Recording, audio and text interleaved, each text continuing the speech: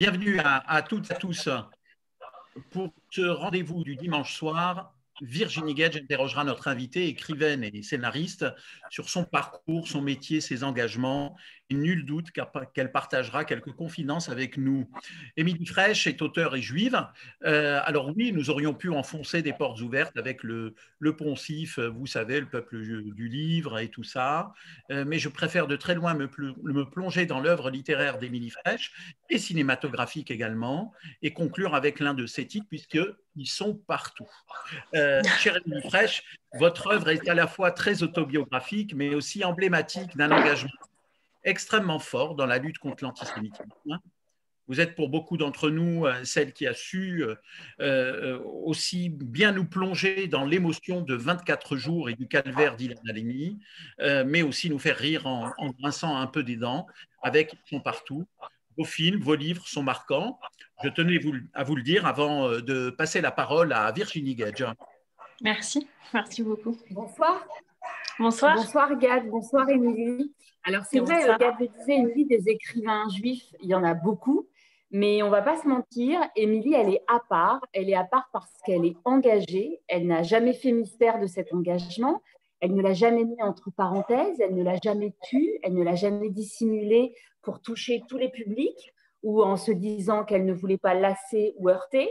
Je connais Émilie depuis longtemps et c'est vrai que j'avais très envie de l'inviter parce que j'avais envie qu'on n'oublie pas que derrière la militante, il y a une plume. Et je me souviens d'un livre dont on parle pas beaucoup, qui est moins notable dans sa bibliographie, c'est Une femme normale, où Émilie dressait le portrait d'une femme vue par plein de personnages autour d'elle, son médecin, son banquier, son amant, son gynéco de mémoire. Et ça, pour moi, qui essaie d'écrire, pour moi, c'est l'exemple parfait de l'exercice littéraire. Il y a chez Émilie un art de la tentative, de l'expérience littéraire. Et finalement, il y a aussi chez Émilie quelque chose, je vais vous faire une confidence, puisque je suis journaliste et que ça m'est arrivé de l'interviewer de nombreuses fois pour la presse écrite. Et quand je dois interviewer Émilie, je dis à mes gosses, taisez-vous, parce que chez Émilie Frèche, un mot est un mot. Et si je lui envoie une version où elle m'a dit un mot et que j'ai oublié, mais que j'ai mis un synonyme, elle va me dire non, en fait, je n'ai pas vraiment dit ça, j'ai plutôt dit ce mot-là. Chez Émilie, un mot est un mot, c'est très important parce que tous les mots ont un sens. Et Émilie, c'est une voix qui porte. Et je me souviens très bien de ce soir devant ma télé, devant Ce soir ou jamais, quand Frédéric Tadei, sur le thème « Faut-il interdire Dieudonné ?» va interviewer Marc-Édouard Nab. Et bien ce soir-là, devant nous tous sidérés devant notre télé, eh bien Émilie, elle a été finalement le porte-parole de notre indignation et elle a dit « Mais qu'est-ce qui se passe? Comment vous voulez qu'après on finisse l'émission un peu comme ça ?» Et l'indignation, je trouve que c'est un mot qui vous va bien, Émilie, une indignation qu'on retrouve dans vos livres, vos scénarios et qu'on retrouvera sans doute dans votre premier film que vous êtes en train de tourner, on va en parler. Mais ce que j'aime bien, moi, c'est que c'est une indignation qui va toujours de pair avec un idéal. L'idéal, c'est de faire pays, de faire nation, de faire corps, avec une expression qui a été beaucoup galvaudée, c'est le vivre ensemble. Alors finalement, Émilie, ce sera ma première question, ce n'était pas prévu, mais vivre ensemble, est-ce que vous y croyez encore et toujours à l'heure où moi, parfois, je suis un peu fatiguée? D'abord, je crois qu'on ne peut pas ne pas vivre avec les autres. Et on en fait l'expérience douloureuse depuis un an. Si j'ai choisi de donner ce titre à l'un de mes livres, c'est justement... vous parliez de mots justes, c'est pour rendre justice aux mots tels qu'ils sont à l'origine. Ce qui me déplaisait énormément et ce à quoi je ne crois pas, c'est le vivre ensemble. Le vivre ensemble comme un nom et comme un état surtout qui serait possible d'atteindre. Un peu comme, je me suis toujours dit que c'était très dommageable que la bonne heure ait été contractée pour devenir un nom masculin et pour devenir le bonheur. Parce que le bonheur, c'est évidemment très, très difficile à atteindre, alors que des bonnes heures au cours d'une journée, c'est beaucoup plus envisageable et beaucoup moins ambitieux, mais beaucoup plus réalisable. C'est un peu la même chose avec le vivre ensemble. Je crois qu'on ne peut pas faire l'économie de cela.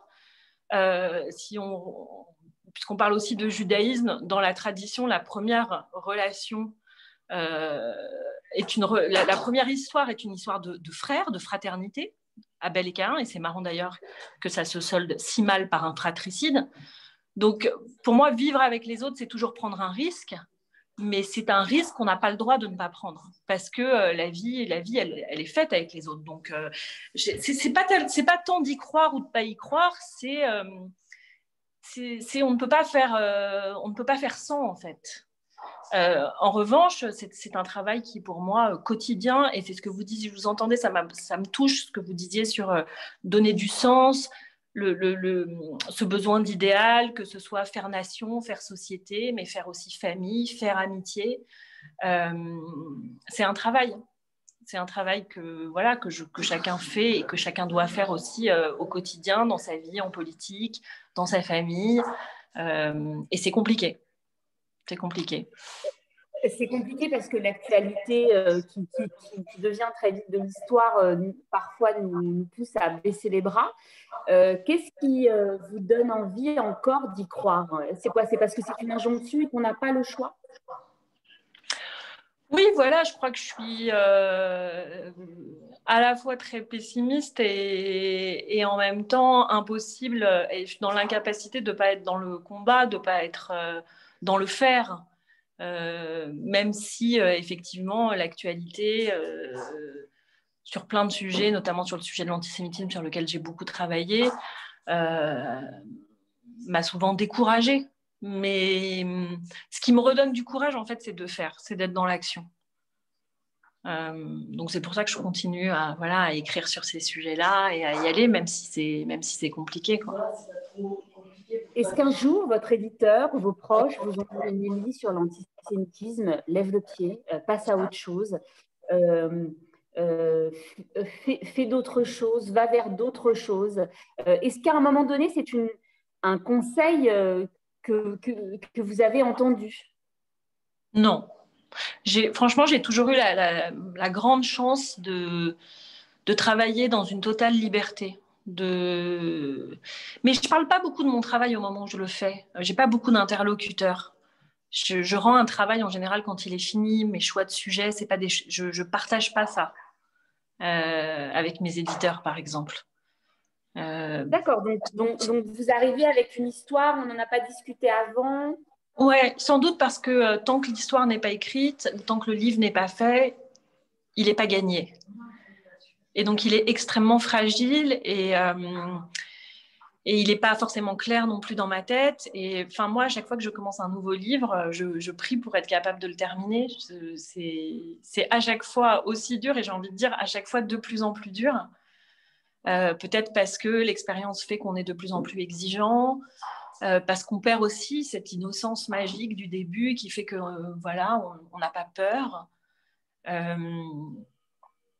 Donc voilà, c'est quelque chose d'assez sacré, l'écriture, en fait, je trouve. C'est quelque chose qui a besoin d'être protégé et aussi protégé des autres. Donc j'en parle pas beaucoup quand je suis dans le travail. J'avais lu dans Elle ce que vous êtes en train de nous dire, c'est-à-dire que plus les années passent et plus on perd en spontanéité dans le travail d'écriture, mais ce n'est pas un peu paradoxal parce que vous nous dites on a toujours peur de ne pas finir, mais vous avez publié une dizaine d'ouvrages, donc vous savez que vous pouvez les finir aujourd'hui encore. Vous avez cette crainte de ne pas arriver au bout d'une histoire? Ouais. À chaque fois, je me dis mais comment j'ai fait pour écrire ces livres? Je sais pas. Mais parce que c'est une torture, en fait. C'est une torture de trouver les mots justes, la bonne dramaturgie. Voilà, là, je suis en pleine... mais je l'écrivais dans un post, je suis en pleine écriture de mon prochain livre. J'ai 220 pages et j'en ai peut-être 60 qui me plaisent. Mais c'est la manière... Je pense que d'autres écrivains travaillent différemment, mais moi, je retravaille beaucoup mes textes. Je les retricote, en fait. C'est vraiment l'image. Donc, voilà, il peut m'arriver pendant plusieurs semaines de reprendre le texte au tout début. Donc, c'est difficile de dépasser la page 50. Quoi. Voilà. Mais okay. En même temps, je trouve que ce doute, il est à la fois très fragilisant et en même temps, je pense que quand on est absolument certain qu'on va dans la bonne direction, faut arrêter, quoi. Parce que c'est pas une science exacte et que pour moi, écrire, c'est vraiment chercher. Et je trouve des choses quand j'écris. enfin, quand j'écris, je trouve des choses sur moi aussi. Je me rencontre à chacun de mes livres. Vos romans sont toujours très empreints de vérité. Il y a un souci, je le disais, de justesse dans les mots, mais aussi dans les situations.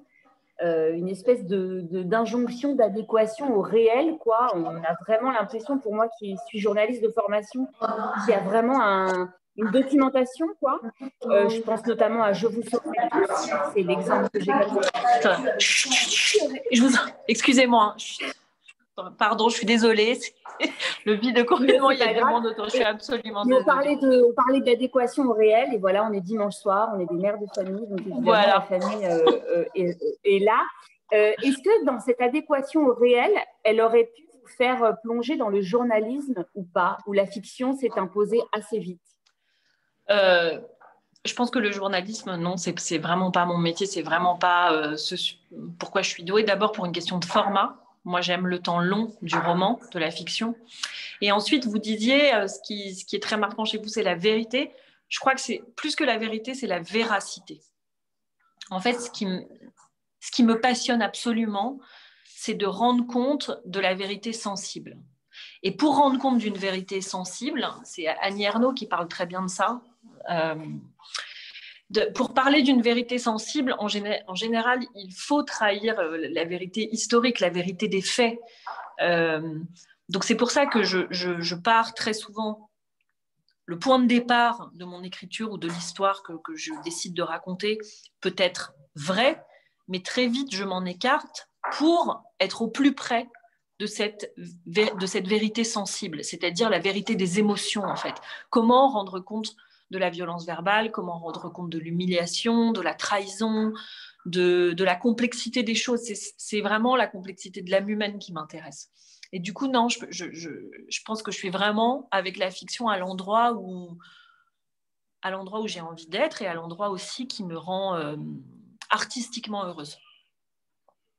Et cette complexité de l'âme humaine, on ne peut la toucher qu'en se frottant à la violence, la haine, l'antisémitisme, l'endoctrinement, l'humiliation.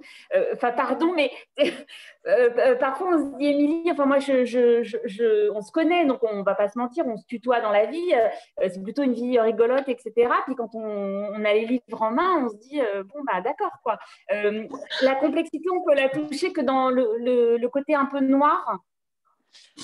Non, mais je pense que c'est un exorcisme pour moi. Je pense qu'au contraire, je mets tout ce qui est de noir dans mon travail pour garder la lumière dans mon foyer, auquel je suis très attachée à fabriquer de la joie dans mon quotidien. Et justement, tout le noir, je le mets dans mon travail. Mais je crois aussi, j'aurais pas pu le dire il y a 20 ans quand j'ai commencé, mais je crois beaucoup à la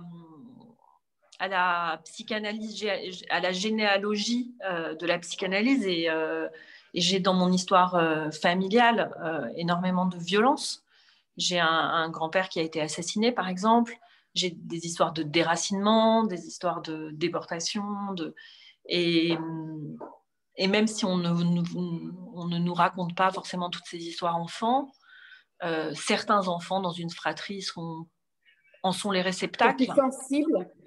Sont plus sensibles à ça? Oui. Moi, j'ai eu un père qui a perdu le sien à l'âge de 10 ans. Il a été assassiné en Algérie. Il avait 47 ans.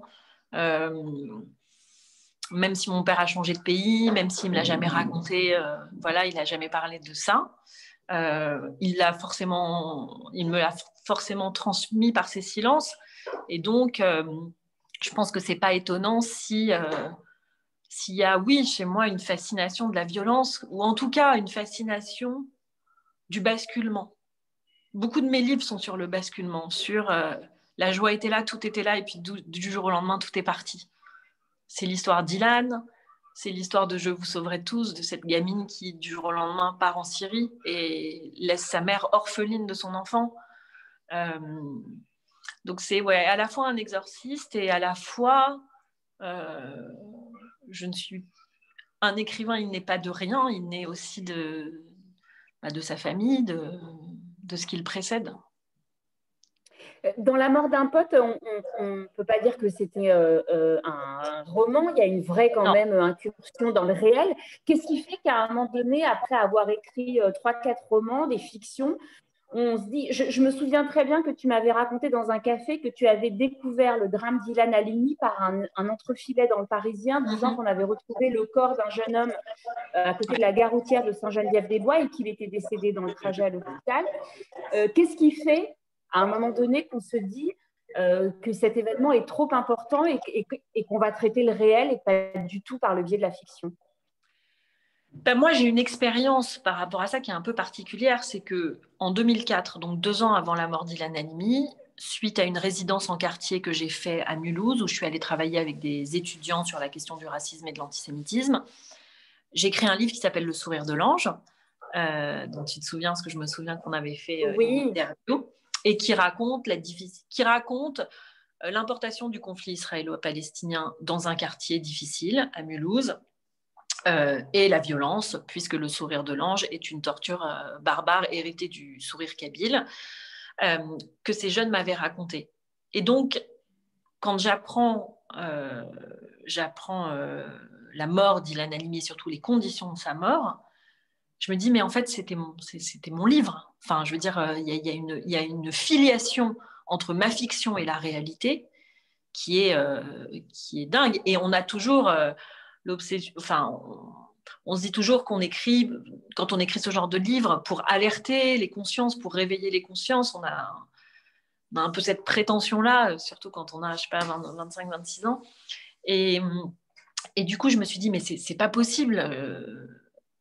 Et donc là, j'ai eu envie d'écrire ce petit livre, La mort d'un pote, qui fait aussi référence à ma génération. Moi, j'ai eu l'impression vraiment que la France dans laquelle j'avais grandi a été enterrée en même temps qu'Ilan. Je pense que j'aurais jamais écrit.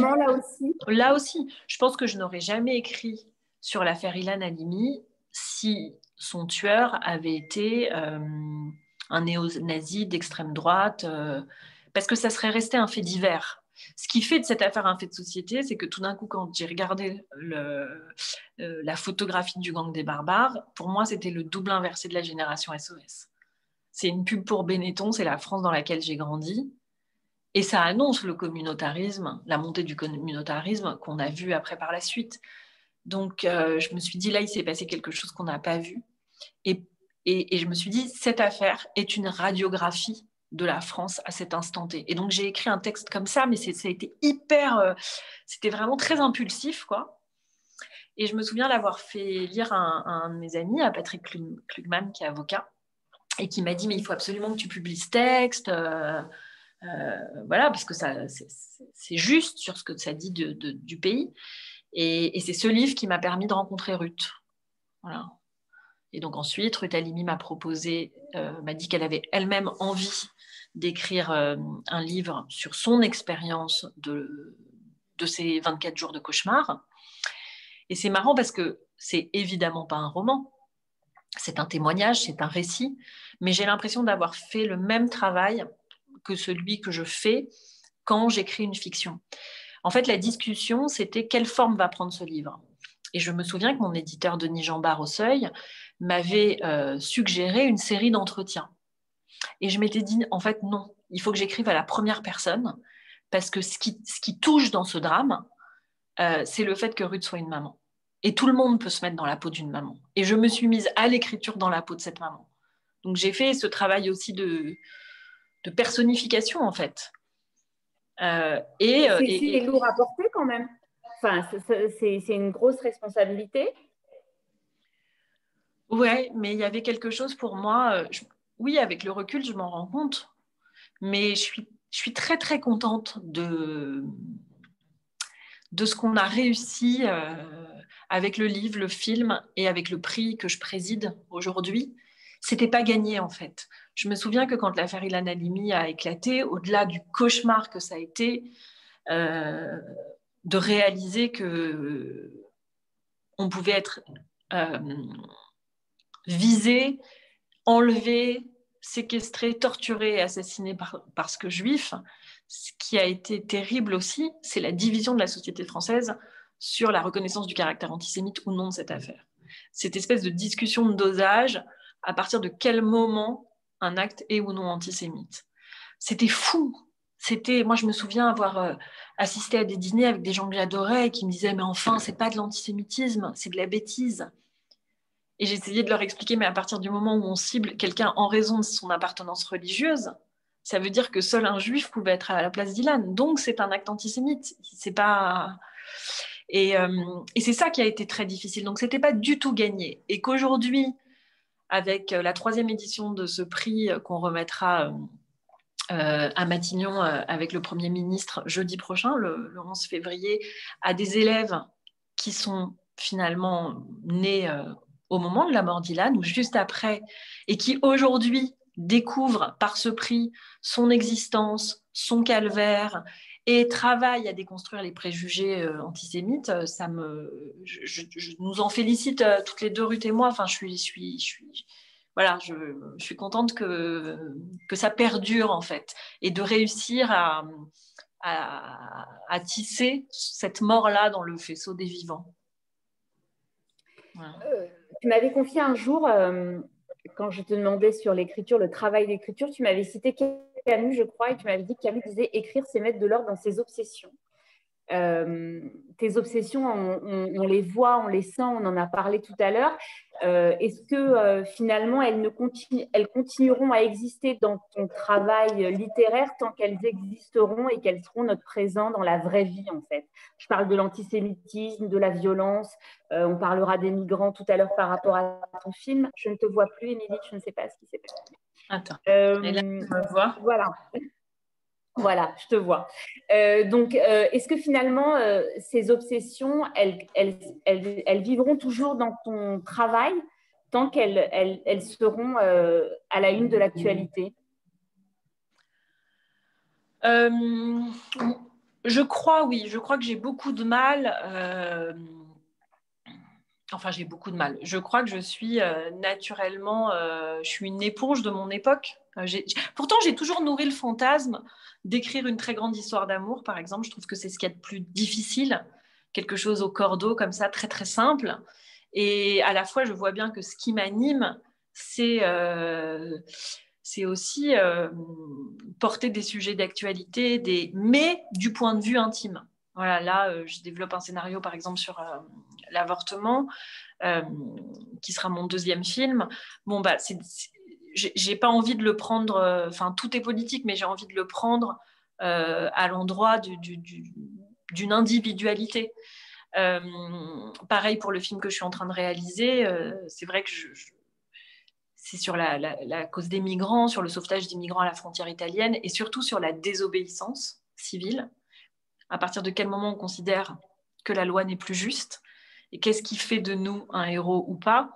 C'est vrai que c'est des questions qui m'animent, mais j'ai toujours envie de les prendre et de les travailler et de me glisser dans l'intimité de personnages. Je trouve que la fiction, c'est le plus grand des luxes, en fait. Je trouve que c'est le dernier endroit, aujourd'hui, où on est complètement libre.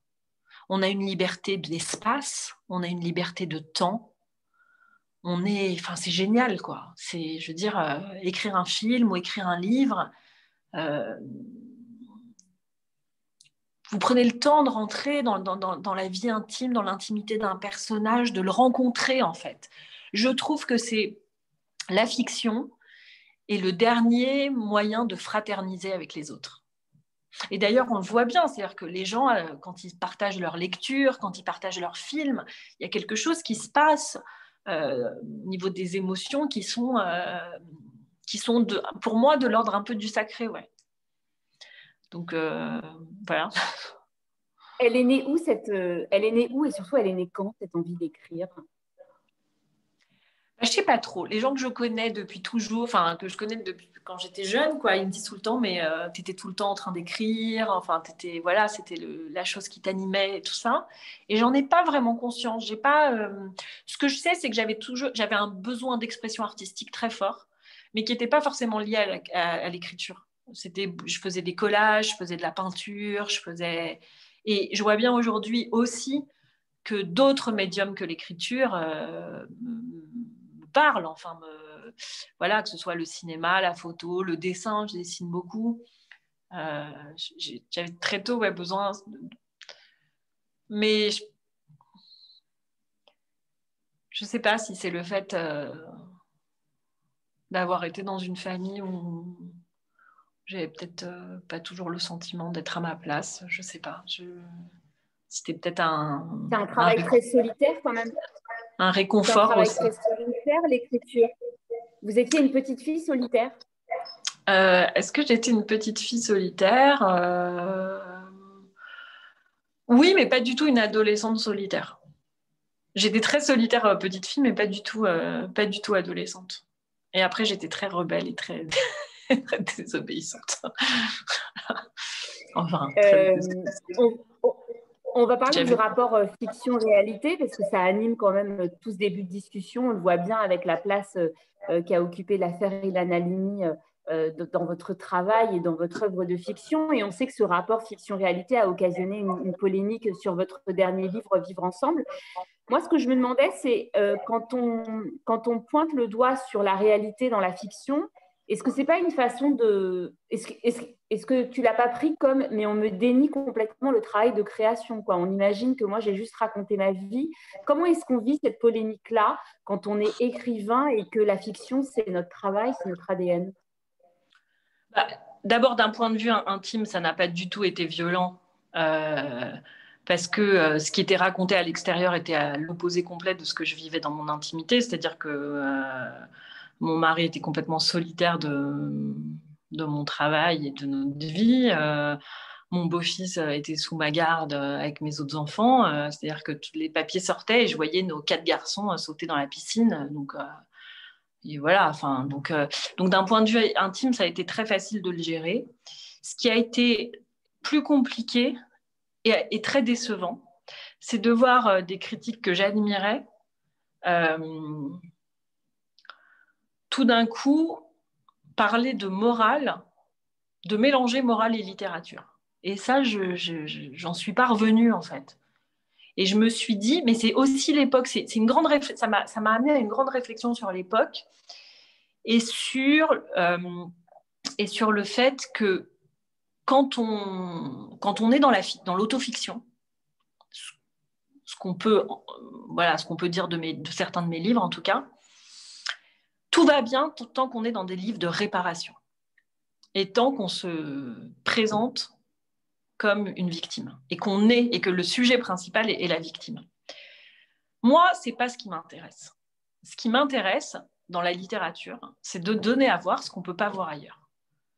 Voilà. Moi, j'ai envie que mon lecteur, tout d'un coup, il se dise ah ouais, ok, mais en même temps, moi, je pense exactement la même chose, je vis la même chose, et j'ai honte de le dire, et là, tout d'un coup, je me sens en fraternité avec cette histoire, quoi. Enfin, voilà, c'est aussi, c'est Stendhal qui disait, voilà, le roman est un miroir qu'on balade le long du chemin. Combien de gens m'ont écrit après Vivre ensemble en me disant, bah, ouais, mais tous les enfants ne sont pas aimables. Et ce n'est pas audible, mais c'est ce que je ressens. Je ne veux pas vivre avec l'enfant de l'autre, en fait. Et moi, c'est ma liberté d'écrivain de le dire dans un livre. Et avec le recul, voilà, le livre est sorti il y a 2 ans et demi. Je me dis qu'un livre qui dérange, c'est toujours mieux qu'un livre qui laisse indifférent, quoi. C'est pas grave. Un livre qui dérange, est-ce que c'est un livre qui se vend mieux qu'un livre qui laisse indifférent? Honnêtement, je crois. Il y a une espèce de curiosité malsaine. Oui, mais il y a surtout eu un trouble, c'est qu'on a tendu le micro à cette femme parce qu'elle était journaliste et qu'elle avait des amis dans la profession, que son mari était à l'époque président de l'Assemblée nationale, que lui-même a écrit pour demander l'interdiction de mon livre, ce qui paraît ahurissant. Il a témoigné pour cela. Et donc, ils ont eu des relais parce que voilà, ils avaient du pouvoir, ils avaient de la puissance. Mais il en reste quoi aujourd'hui de ces gens-là? Il en reste rien. Il en reste. Voilà, ils ont quitté le pouvoir et moi, mon livre reste. Voilà. C'est pas grave. Ce que je veux dire, c'est que quand on est. Aujourd'hui, ce que j'apprends, je veux dire, c'est que j'apprends aussi que quand on parle quand on a décidé, quand on fait le choix de ces sujets-là, de l'antisémitisme, de la violence familiale, de l'endocrinement, de la cause des migrants, il faut aussi être capable, et c'est tout le travail que je fais, d'assumer en retour la contradiction, la violence et le fait de cliver. Voilà. Et c'est le travail c'est le travail de la maturité. On ne peut pas plaire à tout le monde sur des sujets comme ça. Mais c'est vrai que la famille, c'est quand même quelque chose qui, encore aujourd'hui, je me souviens avec la mort de Jean-Pierre Bacri, avoir lu des papiers où il disait finalement un air de famille de Cédric Klapisch, c'est un des premiers films où on a dit, mais la famille, c'est quand même pas que des trucs bien, ça peut aussi être très anxiogène, ça peut aussi être... Aujourd'hui, on est dans une période où on le voit avec toutes les accusations d'inceste, la famille n'est pas non plus ce grand havre de paix. Est-ce que vous avez l'impression que c'est le fait d'avoir touché à la famille, même recomposée, qui a fait que... Et puis surtout l'enfant, cette figure un peu innocente et pure, de dire que oui, l'enfant peut être une source de tension, oui, l'enfant peut être, vous le disiez, pas agréable, méchant. Ça, à l'écriture, on se rend compte qu'on touche à quelque chose de l'ordre de la transgression. Au moment où j'écris, c'est ça? Est-ce que je me rends compte? Ouais. Non, parce qu'au moment où j'écris, je me rends compte de rien, sinon je ne fais rien. Moi, très clairement, j'écris ce livre pour pas quitter l'homme que j'aime. Et pour pouvoir supporter la difficulté qu'il y a à vivre avec son enfant, qui est le bras armé de sa mère et qui rend la vie impossible. Donc, je peux faire des gâteaux et des tartes aux pommes et les emmener jouer sur la plage et me faire malmener parce que j'ai cet espace d'écriture. N'importe quelle autre femme aurait dit, écoute, t'es gentille, mais voilà, c'est trop compliqué, on laisse tomber. Et j'ai cette chance inouïe de pouvoir écrire, mais surtout faire autre chose. Parce que j'ai quand même le sentiment avec ce livre que je raconte autre chose que mon histoire personnelle. Le point de départ, c'est quoi? C'est comment on fait pour vivre avec quelqu'un qu'on n'a pas choisi. Et je me suis dit, je suis en train de faire l'expérience sur le plan intime de ce qu'on vit sur le plan collectif. Puisque nous sommes dans une époque où tout le monde revendique son individualité, le fait d'être... je veux dire, il y a 20 ou 30 ans, il y avait une aspiration beaucoup plus grande à l'égalité. Et on laissait nos différences chez nous. Aujourd'hui, il y a une aspiration à la reconnaissance de notre différence, ce qui rend évidemment la possibilité d'une vie en commun beaucoup plus complexe. Et j'avais vraiment l'impression que ma famille recomposée à ce moment-là était un laboratoire de ce que nous vivions d'un point de vue collectif au lendemain des attentats. Et j'ai un peu mis tout ça dans un espèce de shaker et je me suis dit, voilà, ce couple vient de se rencontrer à la veille des attentats. Ils sont des miraculés parce qu'ils passent à côté de la rue de la Fontaine-au-Roi au moment où ça mitraille. Et la seule chose qu'ils trouvent à faire, comme beaucoup de gens quand ils ont été traumatisés par un acte aussi violent, c'est d'être dans une pulsion de vie. Et la pulsion de vie, pour eux, ça va être de répondre à cette injonction politique du vivre ensemble et de véritablement, concrètement vivre ensemble en emménageant ensemble dans cet appartement. Et donc, mon livre parle du partage du territoire. Et à partir de là, on est loin de mon histoire personnelle. Et aussi, le livre, l'écriture, c'est aussi le lieu du fantasme. C'est aussi l'endroit où moi, en tant qu'individu, je me fais peur, je joue à me faire peur. Et si notre vie à nous allait aussi loin que mes personnages, qu'est-ce qu'il arriverait? Est-ce qu'un jour, le fils de mon mari pourrait poignarder mon fils? C'est atroce. Mais je joue à me faire peur aussi. Mais ça ne devient plus le fils de mon mari. Et voilà, et tout ça se tricote, mais je ne connais pas, en tout cas, les écrivains qui travaillent à partir de leur vie, qui font de leur vie un matériau littéraire, jouent comme ça avec. Le seul problème, c'est que moi, je ne raconte pas l'histoire d'une victime. Je ne suis pas une victime. Je raconte la violence. J'ai été très, très marquée aussi quand le livre de Houellebecq est sorti, parce qu'on reprochait à Houellebecq pas tant son écriture, tous les papiers que je lisais, on lui reprochait le caractère dégueulasse de son personnage. Mais les gens sont dégueulasses. Dans la vie, la majorité des gens sont dégueulasses. Je veux dire, c'est la couverture sociale, c'est le vernis qu'on se met pour être présentable qui fait que, voilà, qui fait que voilà, on vend la meilleure partie de nous-mêmes. Mais en vrai, on a une part sombre. Et si, dans la littérature ou dans le cinéma, on ne montre pas ça, alors où on va le montrer? Et ce que je trouve très difficile dans la période que l'on vit pour les artistes, c'est qu'on tente de nous la réduire en permanence. Est-ce que vous êtes légitime? Oui, mais est-ce que vous avez de la réduire?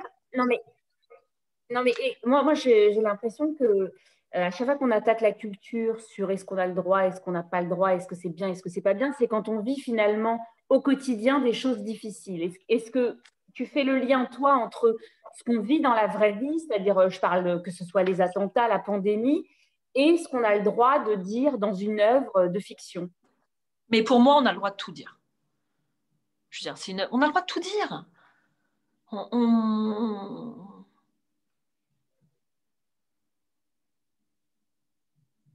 On a le droit, je veux dire, la fiction, c'est de la fiction, quoi. Tout est fiction, tout est point de vue.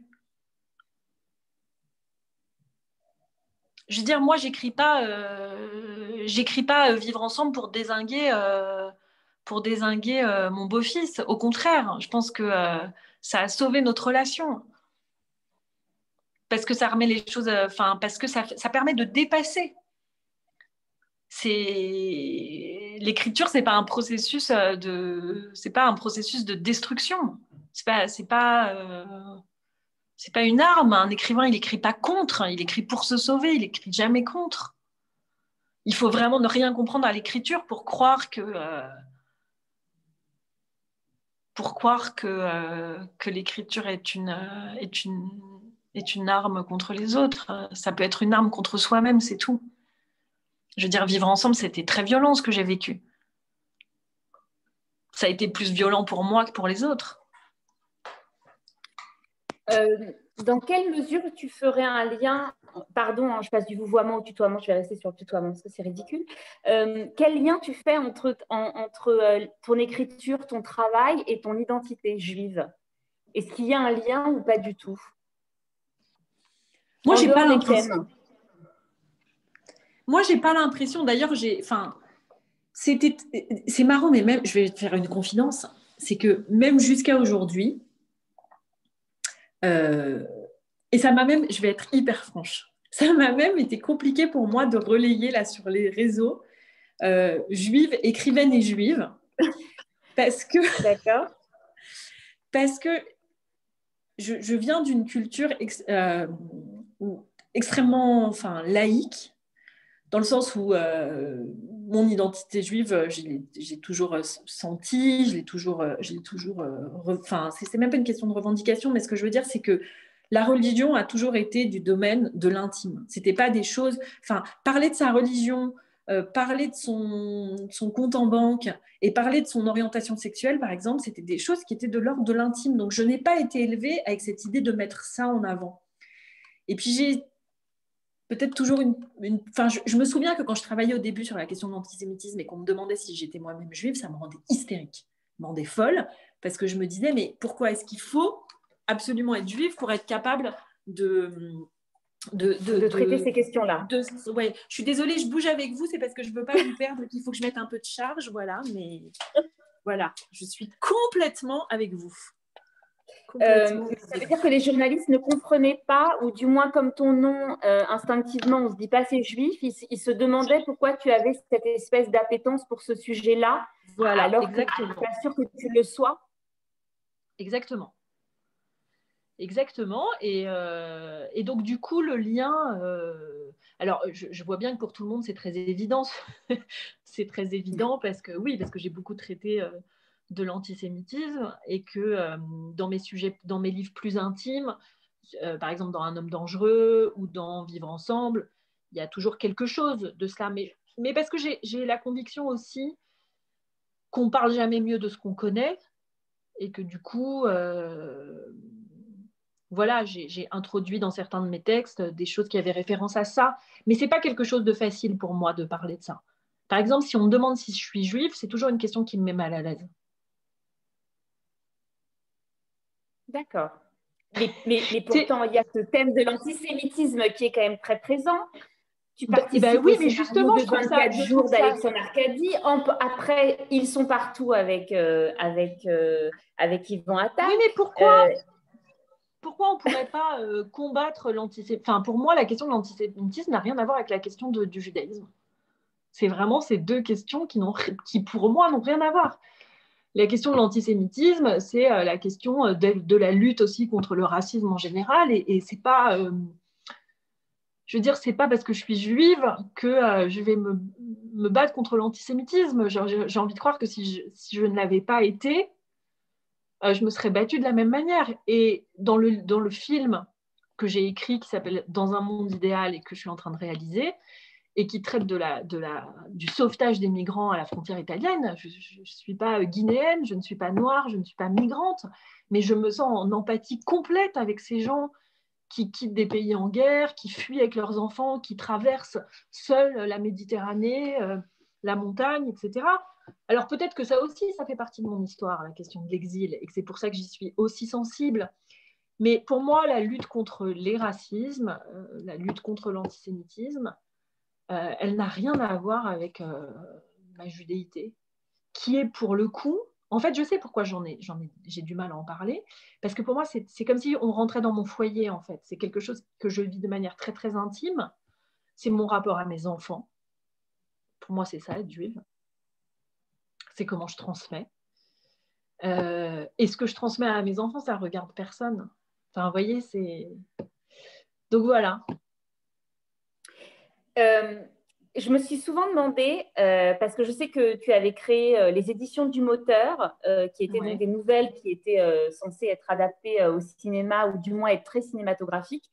Et moi, je me suis demandé dans mon mauvais esprit permanent si les semi-échecs des films 24 jours et Ils sont partout ne t'avaient pas poussé à te dire, mais moi, je veux écrire mon propre film, je veux réaliser mon propre film et participer à des œuvres d'autres, c'est une chose. Je me suis demandé si ça n'avait pas accéléré dans une sorte de frustration cette envie de réaliser. Alors, l'envie de réaliser, je l'ai depuis longtemps, mais c'est vraiment une aventure tellement physique, tellement immense de faire un film. Vraiment, j'ai une admiration. Collective, alors que l'écriture est très monacale et individuelle et solitaire. qu'il faut vraiment être au bon endroit et en adéquation parfaite avec son sujet. Je pense que pendant très longtemps, j'ai eu envie de réaliser, mais je ne savais pas forcément quoi réaliser. Alors, pour revenir sur l'échec, pour moi, Ils sont partout, c'est pas un échec. Enfin, je veux dire, c'est un échec commercial et tout ça, mais moi, je ne l'ai pas vécu comme un échec. D'abord parce que j'ai adoré travailler avec Yvan. Voilà, j'ai eu un plaisir fou à échanger avec lui. C'était des moments géniaux. Je n'ai pas pris la part totale de son échec aussi parce que quand il est venu me voir, il avait déjà complètement en tête son projet. Il voulait faire une comédie à sketch sur l'antisémitisme, entrecoupée de lui chez le psy. Donc, il était vraiment, pour le coup, lui, dans la colère et dans le combat, et il avait envie de ça. Et je me souviens que je lui ai écrit le dernier sketch sur la concurrence victimaire, en fait, sur la Shoah. Et il a adoré, il m'a dit j'adore, je le prends tel quel, et puis on va écrire ensemble les autres, ceux qui manquent, etc., les autres sketchs. Et ce que je trouve très audacieux de la part d'Yvan, c'est d'avoir proposé quelque chose qui ressemble à rien. Je pense que ce film, il met les gens trop mal à l'aise.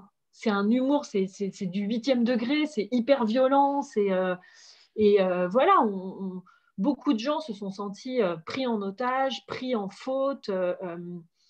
Mais je veux dire, on a le droit à la tentative aussi quand on est des artistes.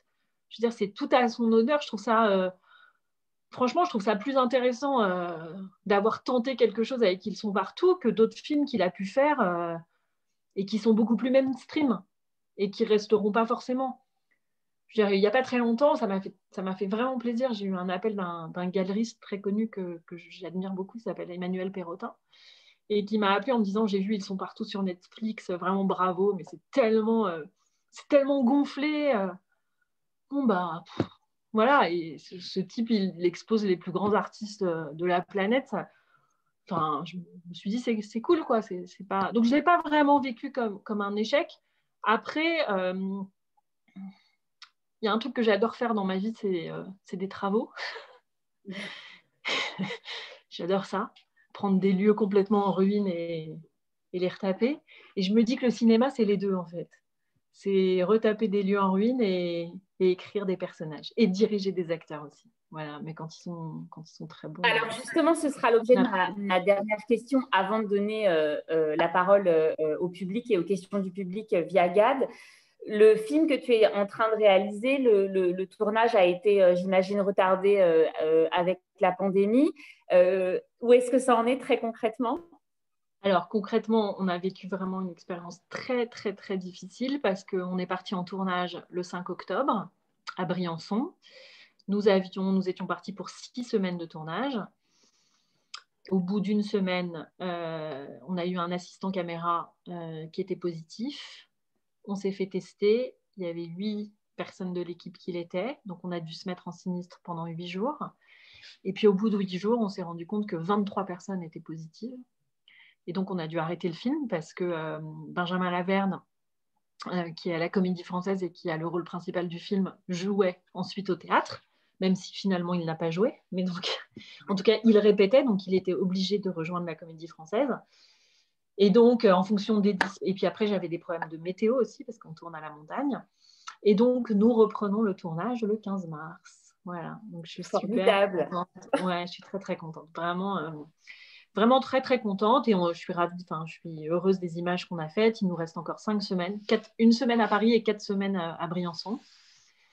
Donc, c'est chouette. Voilà. Donc là, je suis en prépa et on y retourne dans 4 semaines. Merci beaucoup, Émilie, pour ce moment passé avec nous. Je vais laisser la parole à Gad qui va relayer les questions du public. Merci Virginie, merci beaucoup Émilie, beaucoup avec de remarques plaisir. sur ce que certains appellent de l'intelligence, beaucoup de liberté, beaucoup de gentillesse. Alors, je vous aurais bien posé une première question personnelle concernant l'aménagement des travaux à venir de mon salon, mais j'ai cru avec plaisir, j'adore. Que vous seriez occupé dans les prochaines semaines pour votre film, donc c'est raté. Alors, première question de Michel, qui rebondit sur votre remarque de tout à l'heure. Il faut écrire de tout, ou on peut écrire sur tout. Et évidemment, la question, c'est est-ce que la limite, c'est pas la loi, ou est-ce qu'on peut aussi accepter des propos antisémites, racistes, etc., etc. Ça, c'est un débat un peu récurrent, mais peut-être vous pouvez nous éclairer.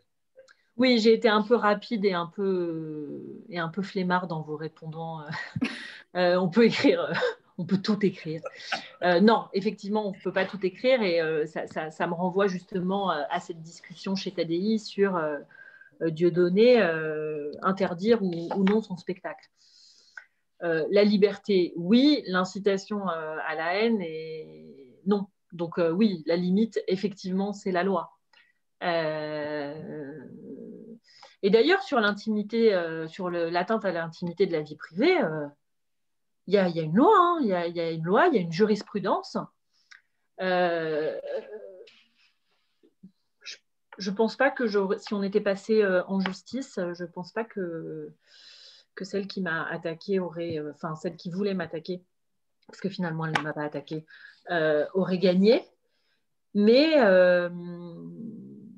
c'est vrai que précédemment, Christine Angot, qui elle avait été attaquée pour un de ses romans par l'ancienne petite amie de son compagnon, avait été condamnée à lui verser des dommages et intérêts et la jurisprudence en question réduisait le champ de cette liberté. Mais moi, je trouve ça dangereux parce que je trouve ça terrible qu'un auteur s'interroge quand il construit un personnage sur jusqu'où et comment et jusqu'où il a le droit d'aller. Parce que écrire, c'est regarder, c'est disséquer, c'est-à-dire qu'on Je repense au livre comment elle s'appelle, D'après une histoire vraie, aide-moi. Je connais Delphine de Vigan. De Delphine de Vigan. C'était assez brillant ce livre parce que c'était justement, je veux dire, tout le monde aujourd'hui veut un raccrochage à la réalité. Ah oui, est-ce que c'est une histoire vraie? Est-ce que ça a vraiment lieu? Oh là là! Et on fait d'ailleurs toute une promotion de l'auteur qui a vraiment vécu ça, c'est elle, c'est son histoire, etc. Mais il faut que ce soit joli, il faut qu'elle soit victime, il faut que voilà, il faut que.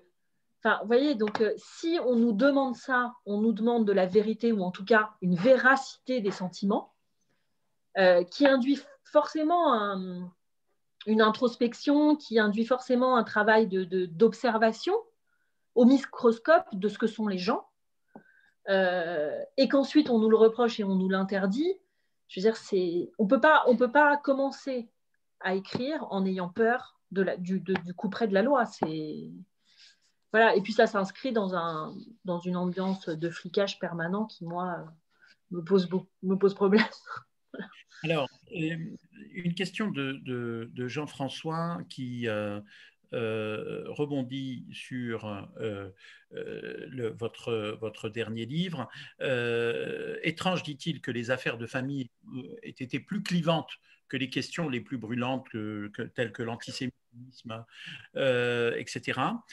Quelle est la cause à venir qui vous enjoint à écrire, Émilie? Peut-être le sujet ou le thème de votre prochain roman? Alors, le thème de mon prochain roman, parce que les deux sujets de mes prochains films sont très engagés, puisque donc il y a la cause des migrants et l'avortement, dans des territoires reculés en France où l'accès aux services publics est très difficile encore. Et le sujet de mon prochain roman, c'est beaucoup sur le droit à mourir dans la dignité, en fait, sur cette liberté de choisir ou pas le moment de sa mort. Voilà. Très bien. C'est gay. C'est super léger. Je n'ai rien dit. Je n'ai rien dit. C'est la fille la plus drôle dans la vie. La fille la plus drôle dans la vie. J'ai piqué les pires fous rires avec elle. Et là, prochain thème de roman, mourir dans la dignité. On perd 4 degrés tout de suite, mais c'est comme ça. Elle a dit qu'elle consacrait sa joie de vivre et le bonheur à son foyer, et elle a tellement raison. Oui, et puis on attend aussi cette grande histoire d'amour. Oui, ouais. Mais c'est un peu le prochain aussi, parce que pour le coup, c'est une vraie histoire d'amour. Voilà. Alors, Jean-François relève également que vous semblez opposer le fait d'être juive et votre engagement laïque. Vous avez exprimé la gêne de partager juive et écrivaine, etc. Vous avez écrit Ils sont partout, mais croyez-moi, avec Virginie, notre série du dimanche soir, Juif est ou Juive est une profession, et enfin, c'est pas au premier degré, croyez-moi. Mais finalement, est-ce que non, mais c'est mon côté ashkénaze un peu qui a peur de sortir à découvert. Non, mais en plus, Gad, il faut le dire, moi j'ai énormément de refus. On essaie de caster plein de gens. Il y a des gens très juifs qui refusent parce qu'ils me disent, je ne me vois pas trop en parler.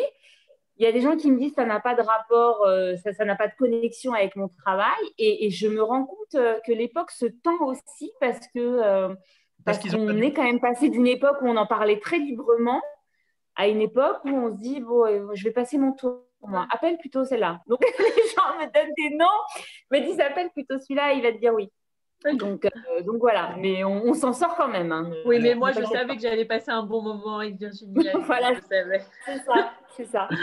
Qu'à l'Écuge, la question de la judaïté dépasse largement la dimension religieuse. Elle en fait partie, pour certains de manière plus importante que pour d'autres, évidemment, mais globalement, nous savons tous que la judaïté, c'est une multitude de facettes qui… Oui. C'est-à-dire que, pour qu'il n'y ait pas de malentendu, hein, je n'oppose pas du tout, c'est pas opposé. Je n'oppose pas mon engagement contre l'antisémitisme et ma judéité. C'est juste que je ne les place pas du tout sur le même terrain. Enfin, pour moi, c'est ce que je disais, elles n'ont pas trop de lien.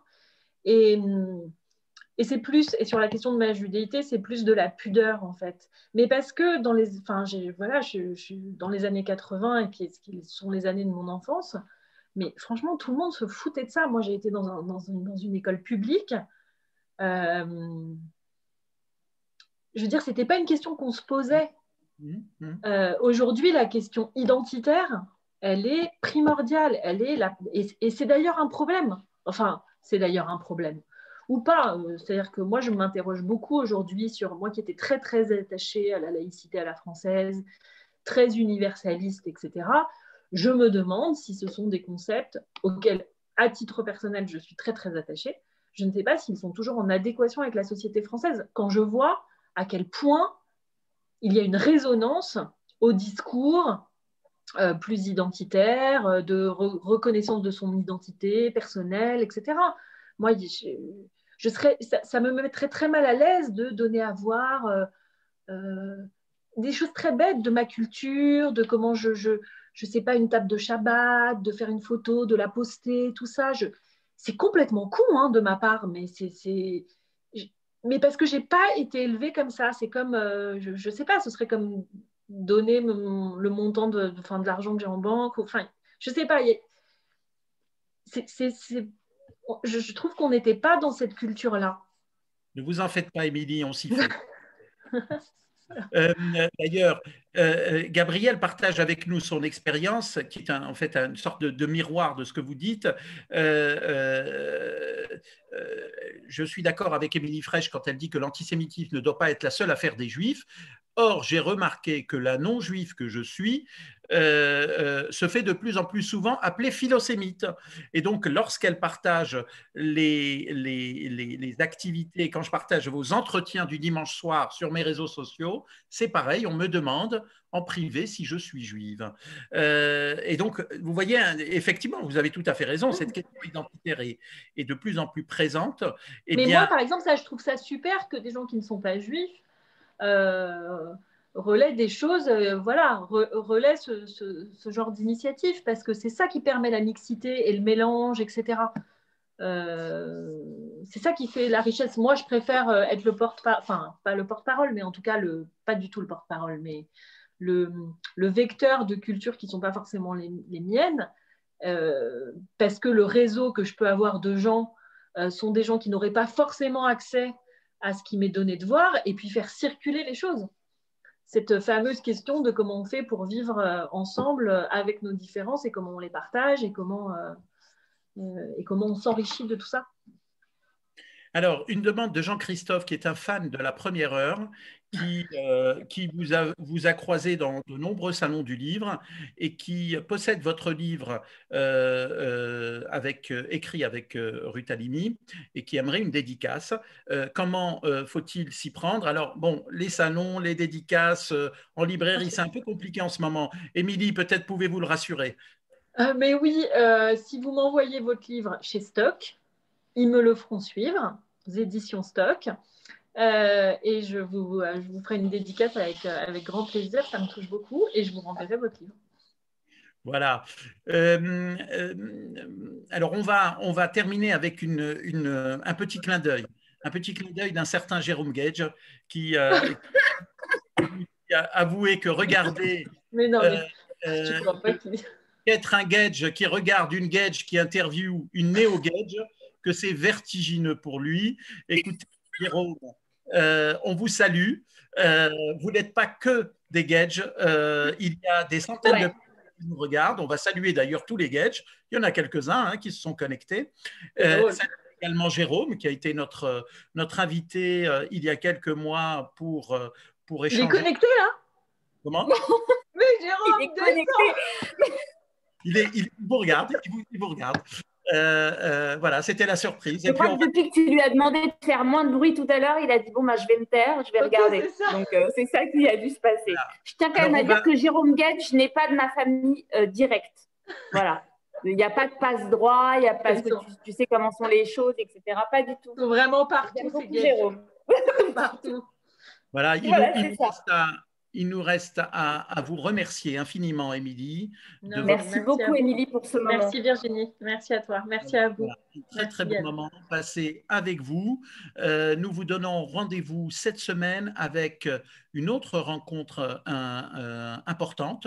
Nous aurons le privilège de recevoir David Grossman, l'écrivain israélien David Grossman. Génial. Mardi prochain, 9 février. Vous pouvez vous inscrire en vous connectant au l'Écuge.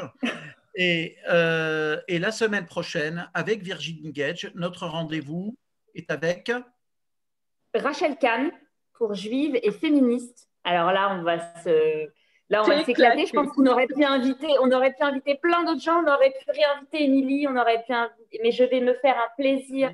Si vous voulez, la séfarade que je suis, qui a grandi à coups de chumash sur la tête dans le patriarcat le plus… voilà. La semaine prochaine, vous allez prendre cher, les gars. Donc, soyez au rendez-vous. Si tout va bien, on croise les doigts. Le 21 février, nous recevons Julien Drey. Nous attendons une confirmation, mais je lance le truc histoire de spoiler un peu. C'est ça, de le prendre en otage. Prenons en otage Julien Drey.